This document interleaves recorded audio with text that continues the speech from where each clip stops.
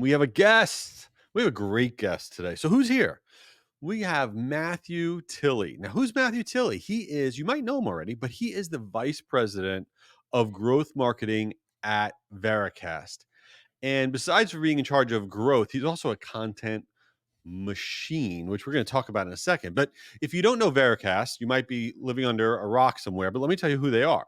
So Vericast is the leader in leveraging data to influence consumers and driving meaningful commerce. They have over 15,000 clients and they reach over 130 million households.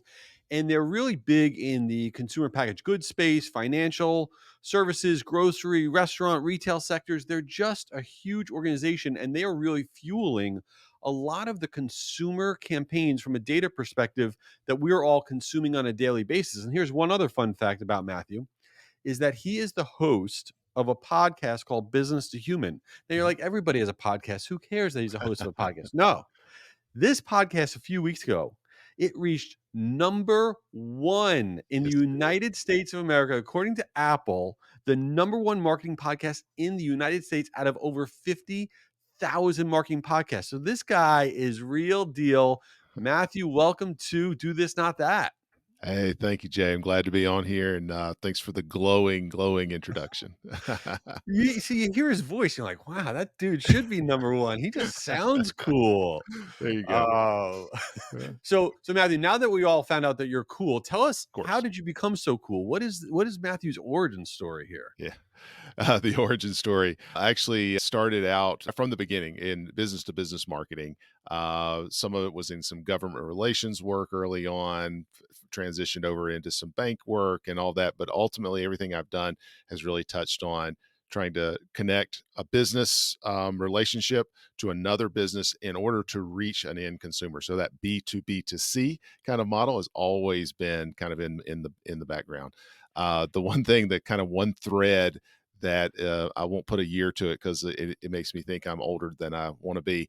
But there's a long time ago, the thread that started was I was working on a business that settled coupon transactions, and then I left that and went to a digital ad company. It was called Max Point at the time, and that company got acquired by a competitor to the previous company that I was with. Oh, So it's all come back full circle. So it's all about marketing to consumers, all about advertising, all about understanding where their mindsets are, and doing that through these big, awesome brands, these B2B. Our marketing is B2B to these big, awesome brands who are trying to reach out to consumers. So that's where I started. That's where I finished. That's where I am right now. And as far as I can tell, that's going to be where I am for a while.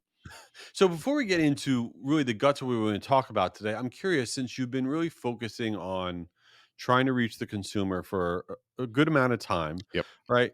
With all the new ways that we can reach consumers today and all the new data that's out there, has it all changed radically, or at its core, you're still doing the same basic stuff you were doing when you were starting out? Yeah.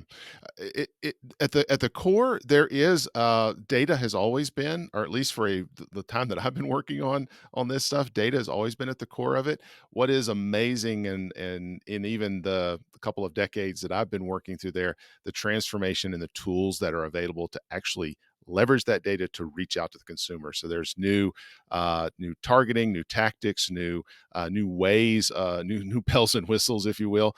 But underneath it, even several, a couple decades ago, even then, data was at the core of it. That coupon transaction business that I was in, it was all about understanding what people were responding to, what messages, what face values, and all that, and then calibrating your offers. That sounds pretty low tech, but it's still very data driven. Well, and speaking of tech, and I think I've heard you talk about this before about treating people like people. And in this day and age, with AI and the impact that it's having now and that it will have, this idea of treating people like people, I feel like it's going to bubble up to be even more Mhm. relevant than ever. Is that really what we should be thinking about in terms of how we're marketing to consumers? I think so because if you just look at kind of on the surface, the reality is, I mean, and I say this that even just me and you, we talk to each other long enough, we're going to run across contradictions. There's going to be things that we say are true, and then we're going to say another thing that is also true, and those two things are going to feel like they're in contradiction with each other. consumers are no different. That's exactly how they are. An example of that is privacy. All this data that's around, they're a little concerned. Hey, companies, be careful. Don't use my data without my permission. Make sure I protect my privacy. The same time, out of that same mouth, they're going to say, but I really like it when they give me a personalized message. And you and I both know, I mean, how else can I give you a personalized message unless I have data and leverage your data to do that? So it's not about like, because what'll happen, and I've done this myself, where you can sort of react to one extreme or the other. And if I'm going to treat you like a human being, I'm going to actually understand that there's the truth is not either or, it's both and. It's you gotta have that nuance. There's a Elvis Costello song that I've only recently been introduced to, so people that are longtime fans, apologies, but he's got a song that has got a lyric that says something to the effect of, "It's almost like I'm just like a human being," and I think that's how consumers are. It's almost like they're actually people. They're human beings out there, and people deserve to be respected with nuance. You got to find that interaction of what they deserve with the context that they're in so that you understand where they are, because how I'm operating on a podcast is going to look a lot different than how I operate when I'm in a grocery store, which is going to be different than I'm in a football stadium. Those contexts matter. And then what I value, because in some cases I'm cheap. In other cases, I'm willing to put down some big bucks. Just depends on what we're talking about. That's really what I'm talking about when I say treat people as humans, as actual people, because we're full of contradictions, but it's in that sort of intersection of all those contradictions where the nuance matters. And that's what brands have got to figure out, how that data really tells a full body picture of the people they're trying to reach. So that's hard, right? Oh, goodness. Because Yeah. how do you deal with that? You have these contradictions where, yeah, Mhm. okay, I protect my privacy. I don't want you knowing all this about me. But by the way, I want offers that speak to me specifically. Yeah. I mean, how do you put that into play? I mean, is it something where if somebody's at a football game, you make sure that they don't get an offer about the fact that they have diabetes because it's, Right. they're not in that frame of mind? I mean, how Right. do you actually deal with it? Yeah, I think that there's certainly some technology, CDPs and things like that, that can certainly help you get to that place from a technology implementation. But you mentioned AI earlier on. I happen to believe that none of these technology tools like AI are operating without the biases and the assumptions that we as humans have. So the same thing goes with our marketing technology. Yes, we need those things to amplify and go faster, go bigger, go broader. But at the end of the day, they are operating based on the assumptions and the philosophies, if you will, that we're putting into them. And the philosophy we need to come at this marketing with is we need to respect people. And when I respect you, I'm going to learn about you. Absolutely. That's not disrespectful to learn about you. In fact, that's respectful.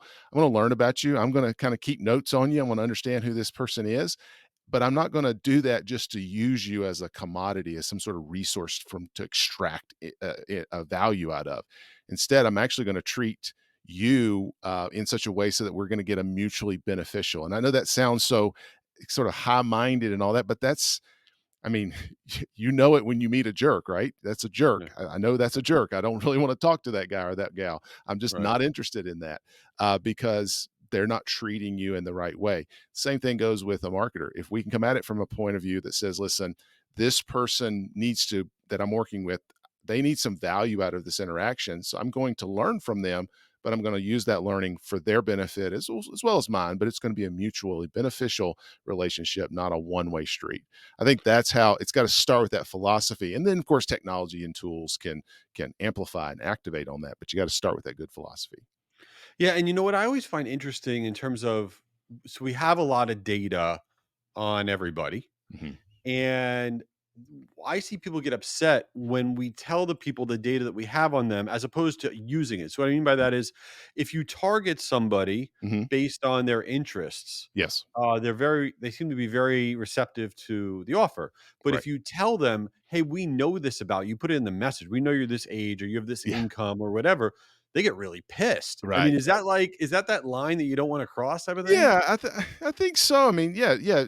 It is. It's not that you're trying to hide the information, but it's ultimately, it's not about trying to like let me tell you everything that you are. In fact, there's this idea that I want you to reflect back to me the image of, here's another part of this, the image of me that I want to see, because there's parts of me, let's be honest about it, that I don't like. So I don't want you to Yeah. tell me all those things. I want you to reflect back to me the image that I want to see. So therefore, to your point, don't tell me that you know how old I am or what my medical conditions are and things like that, but how are you going to make my life better? Let's go there. Talked about that I'm interested in. That's what I want to talk about. That's giving me value. Absolutely. So, and speaking of value, because you go back and you talk about your couponing days, Mhm. um, is value only about, a discount, or is there a way to provide value that's beyond just the discount when you're marketing to consumers? Yeah, yeah. Discounts are definitely part of that. So definitely don't want anybody to hear me say it's like, no, it's not that. It is part of that. In fact, right now, because of inflation, specifically food inflation, which has been a big problem over the last couple of years or year or so, um, people are looking for ways, especially when they're in the grocery store. It's other places as well, but really in the grocery store, they're really looking for ways to cut corners. But value, what is valuable to me? Yes, it might be savings because I'm trying to save on my grocery bill, but there's this phenomenon that people are actually spending ginormous amounts of money on other things. The famous thing is, people buying all these Taylor Swift and Beyonce concert tickets, and you're not buying that for even 80 or $100. I mean, these are hundreds and thousands of dollars of expense, and they're gladly paying it, would probably buy more if they were available to them. So it's not about just about savings. It's about what is valuable, what do I value at this moment? And savings are very valuable to people on the whole, but not on everything. So some things like a Beyonce ticket, they might drop a couple grand on that and be okay and feel good about it. On Yeah. the other hand, you're trying to sell me some pickles. I'd like a coupon for that, please. So Right. it's a little bit that's where that contradiction comes in. You're like, if you're really willing to spend this on that, why in the world would why in the world would you need a coupon, or vice versa? Why would you be willing to buy that big ticket item if you need a coupon? But Yeah, and we're brand full of loyalty is contradictions. everything. Yeah, I mean, look at like Lululemon. You can get the yeah, same functional thing that you buy at Lululemon, you get for a lot less, yeah, elsewhere, yeah. but you're loyal to that brand. And so and perceived value there.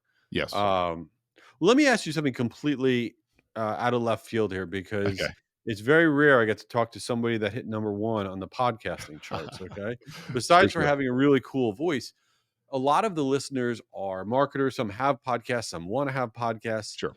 What have you found to be the roadmap in terms of the type of content that you have on your podcast that seems to really resonate with listeners? Yeah.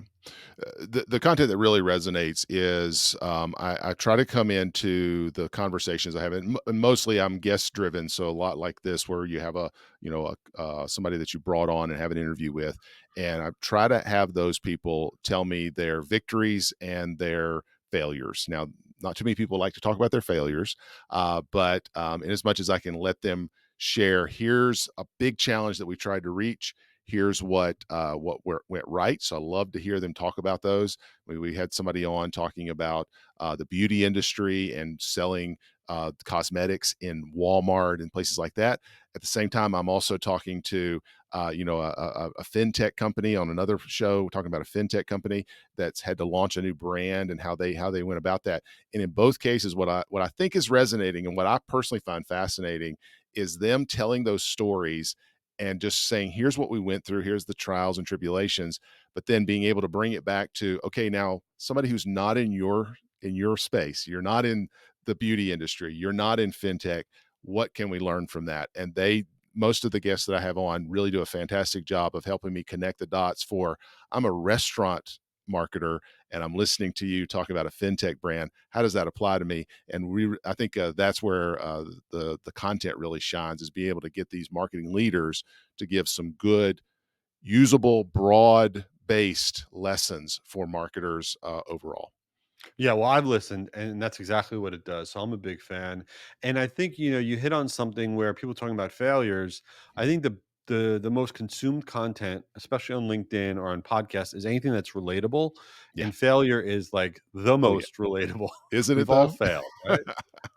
Like we're Isn't it all though? really good at that. Yes, we All are. right. Yes, we are. So let's get into the last segment of this podcast, which is a little weird, called Since You Didn't Ask. We talk about things that are not work related. Sure. And listen, you may not realize this for all the people listening, but we not only is Matthew a great podcaster, but the guy is like he doesn't stop running. I said to him before we started, I go, "You're like Forrest Gump in the nicest possible way." So what is the plan here? You want to run really far, like really far. I do. The goal is by the time I'm 50, which is way closer than am willing to admit right now. By the time I'm 50, I would like to run 50 miles, a 50-mile route. I've been running for, oh goodness, probably about 15, 20 years now. But if you ever saw me, and all you're seeing now is sort of from the chest up, but if you ever saw me, you would know this dude is not a runner. I don't look like a runner, but let me just tell you, and I'm not fast, but I love to go out, get in the woods, go in trails, and just run for hours on end. But right now I'm trying to go longer and farther. The farthest I've gone so far is 20 miles. Wow. Trying to get a marathon under my belt here very soon, and then we'll go for the 50 miler next. So like when you're home, you're like, all right, I'm gonna go out for a run, and then it's like what is it, like 4 hours later you Yeah. come home? Yeah, I've done some 3 and 4 hour runs. Yeah, absolutely. Yeah, absolutely. Well, especially That's when you're like going 15, 20 miles. I mean, that's for me at least, slow man that I am on the back roads. Yeah, that's about a 4 hour run. Yeah. okay. So I like to I'll run, but I run about maybe 3 miles or so, and by mile two, I'm like, oh my god, I might not make it. I can't handle this. Are you just like getting warmed up? Like at what point are you like, oh man, I don't know if I can keep going? Is that like mile like 13? Like how does that happen? Well, yeah, yeah. Especially like on a race. I've done several half marathons, which are like 13 miles. And I'll tell you, on a race, for me, when I get to about like mile eight, nine, it's like, oh my goodness, this is never going to end. But whenever I go on those longer, I'm telling you, when I did the 20-miler race not too long ago, by the time I was on mile 15, I was like, I'm feeling pretty good. And then it was like mile Oh, 16, I'm like, I'm about to die. So, but again, speed matters because for me, I'm out there on the trails eating snacks, going pretty slow. So it's a fast hike if you want to look at it really, how fast Matthew's going. So when I run in my neighborhood, and it drives me crazy because my it's this like circle. I'll run, but I run yeah, very slow, and sure. then I'll see somebody later on in the day, and they'll say to me, they always say to me, "Hey Jay, I saw you walking earlier today," and I go, "No, no, no, no, No, I that was was a run. running," and like I get so angry. I hear you. I hear Ah, you. Yeah. well, all right. Before we wrap up here, Matthew, how does everybody follow you, connect with you? How do they make that happen? Sure. So the podcast is called Business to Human. It really does hit on this theme that we were talking about connecting businesses to human beings, people in a real way. You can follow us on Apple, on Spotify, all the usual podcast platforms. And I'm glad to connect with anybody on LinkedIn. I'm pretty active out there, so love to connect and connect further and share our ideas and our content there with you if you'd like to. I'm going to throw another plug out there. Matthew's going to be speaking Yep. at Delivered Conference, Yes. right? The big direct mail virtual conference. It's also free. So if you want to see Matthew speak on the virtual stage, it's free to register. Go to deliveredconference.com, check out Vericast, and definitely check out Business to Human. His podcast is fantastic. Matthew, thanks for being here. Awesome. Enjoyed it, Jay. Appreciate it. All right, take it easy.